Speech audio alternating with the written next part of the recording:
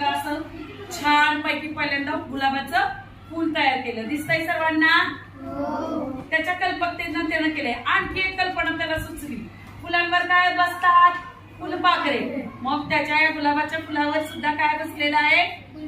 फुलपाखरू बसलेलं आहे. त्याच्या या सुंदर कलाकृतीबद्दल त्याचं आपण अभिनंदन करूया.